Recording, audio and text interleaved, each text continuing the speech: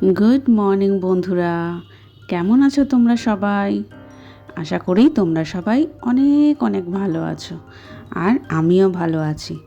নমিতাজ daily blog চ্যানেলে নতুন ভিডিওতে তোমাদের অনেক অনেক ভালোবাসা আর সাদর আমন্ত্রণ।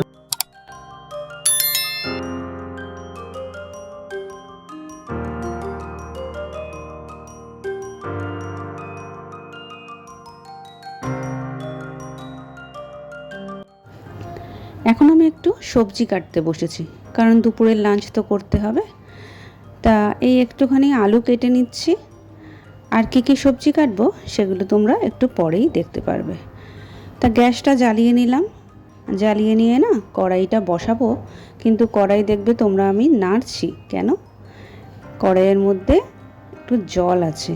সকালবেলা না একটু ম্যাগি ভাজা করেছিলাম, মানে ম্যাগিটা চাউমিনের মতন করেছিলাম, তো সেটাই আবার পরে রান্না করব বলে একটু জল দিয়ে ভিজিয়ে রেখেছিলাম। তাই এখন নাড়িয়ে ফেলে দিয়ে আবার কড়াইটা বসাবো।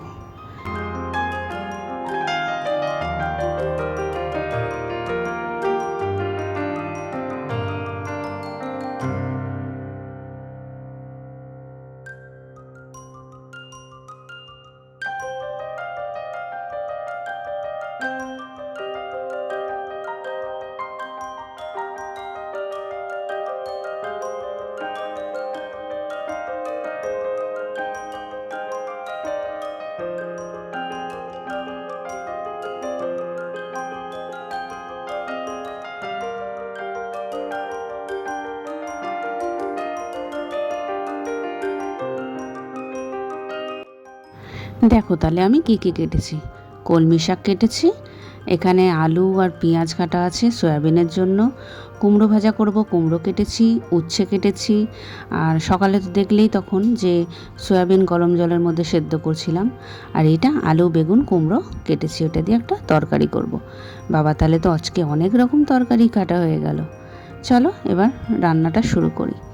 কড়াইয়ের মধ্যে তেল দিলাম, তেল দিয়ে এবার কুমড়োর মধ্যে নুন হলুদ এগুলো মাখাচ্ছি, ওতেও মাখাচ্ছি, আবার উচ্ছেটাতেও দিয়ে দিচ্ছি, দুটোই আমাদের মাখা হয়ে যাবে।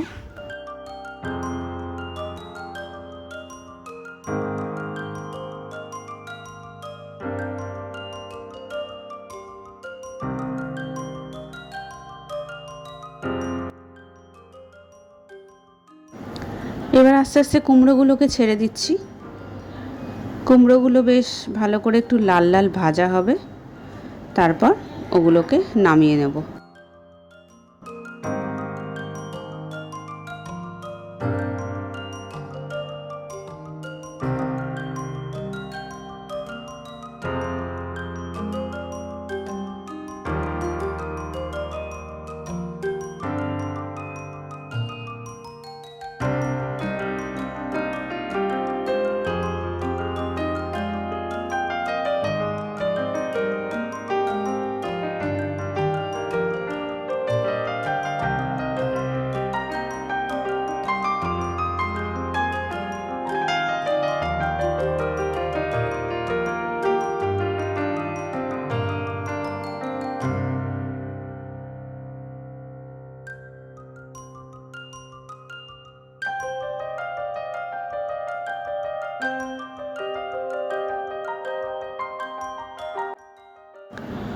কুমড়ো ভাজা হয়ে গেছে, এবার এগুলোকে নামিয়ে নিলাম। এবার এই তেলেই উচ্ছেটা দিয়ে দেবো।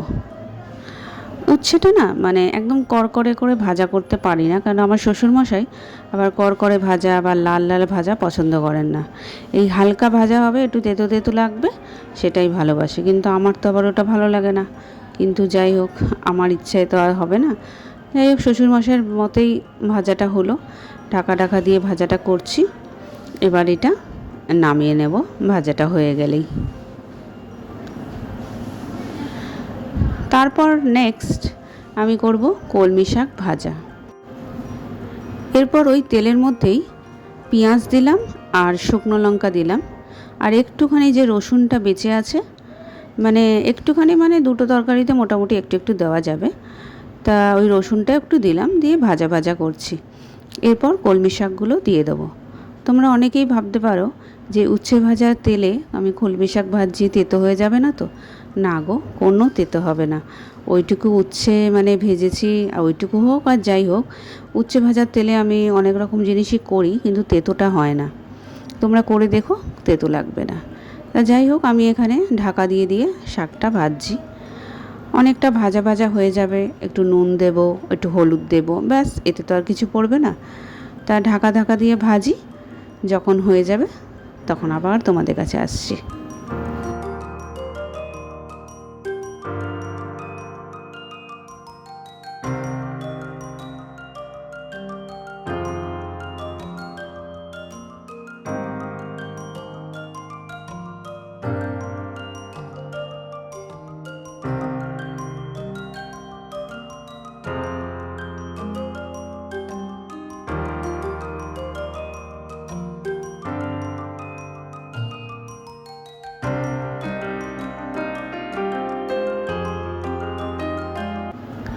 এবার আমার শাক ভাজা ডান, ভালোই ভাজা ভাজা হয়েছে, অনেকক্ষণ ঢাকা দিয়ে দিয়ে ভেজেছি।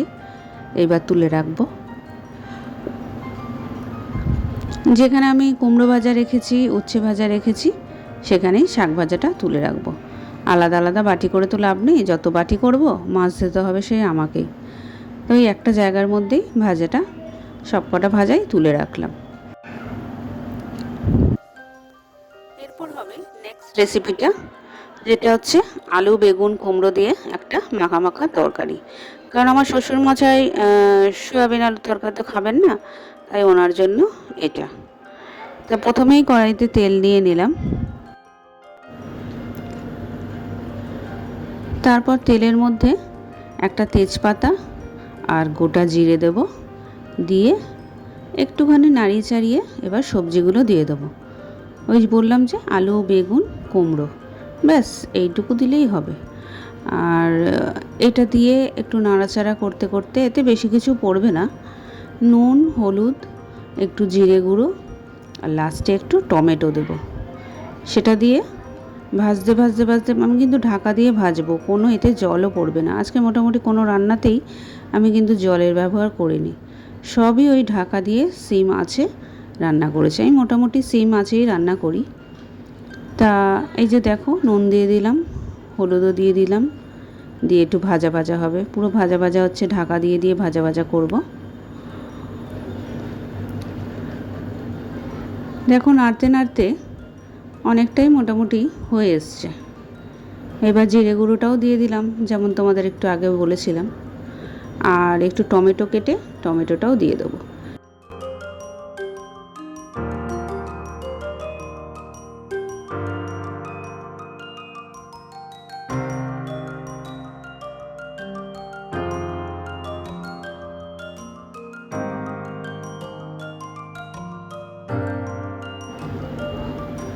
দেখো খুব সুন্দরই হচ্ছে, বেশ মাখা মাখা একটা তরকারি হবে।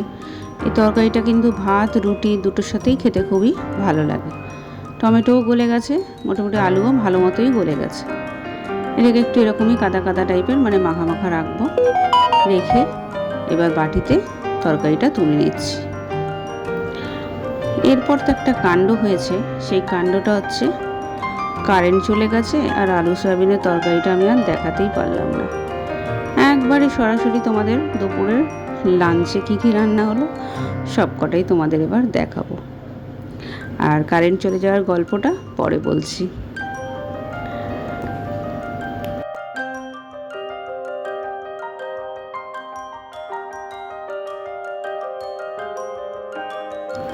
তাহলে আজকে দুপুরের লাঞ্চে কী কী হলো একবার দেখে নাও। ভাত, আর এটা হচ্ছে আলু কুমড়ো বেগুন দিয়ে যেটার তরকারিটা খুব সুন্দর হয়েছিল। আর তারপরে দেখি কি আছে, তারপরে আছে সব ভাজাভুজিগুলো, কলমি শাক ভাজা, উচ্ছে ভাজা আর কুমড়ো ভাজা। ভাজা খেতে তো ভালোই লাগে।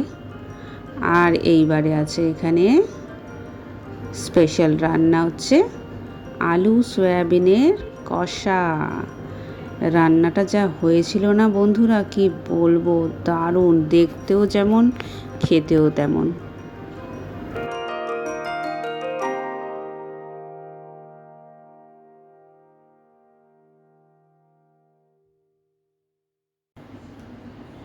আচ্ছা, আর যেটা ওই ম্যাগির চাউমিন বানিয়েছিলাম ওটাতে যে আলু ভাজাটা ভেজেছিলাম ওটাতে দেওয়ার জন্য ওই আলু ভাজাটা দিয়েই শ্বশুরমশাইকে দিয়ে দিয়েছি রুটি দিয়ে। আর বড়মশাই কিছু খায়নি, ওই ঘরে গিয়ে কিছু খেয়ে নিয়েছে হয়তো, কারণ ও আগেই বেরিয়ে গেছে। তা যাই হোক, তা আমাদের ব্রেকফাস্টটা ওটাই হলো। আর রান্না তো দুপুরবেলা ওটাই দেখলে, আর এখন একটু চা নিয়ে বসেছি। তা রাতের রান্না কী হবে জানি না, কারণ রাতে ওই সময় ফোন পাবো না, আর আমার ছেলে নিয়ে নেয়, তারপরে নিয়ে আবার এডিট করো এ করো করে রাত হয়ে যাবে। তা একবারে আমার ফোনটা এলে ভালো করে তোমরা ভিডিও পাবে, সারাদিন কি করছি না করছি সব হতে পারবে। আর তোমরা কে কী করছো না করছো তোমরা কিন্তু জানাচ্ছ না, বেশিরভাগ জন, কিছুজন জানাচ্ছ, তাদের জন্য আমি থ্যাংক ইউ। আর আমি সবার থেকেই জানতে চাইছি কেরম লাগছে ভিডিওর কোন পার্ট তোমরা দেখতে বেশি ভালোবাসছো, আর কোন জিনিসটা খারাপ হচ্ছে সেটাকে আমাকে সাজেশান দাও। মানে আর সাবস্ক্রাইব করো, শেয়ার করো, লাইক কমেন্ট প্লিজ করো, ঠিক আছে?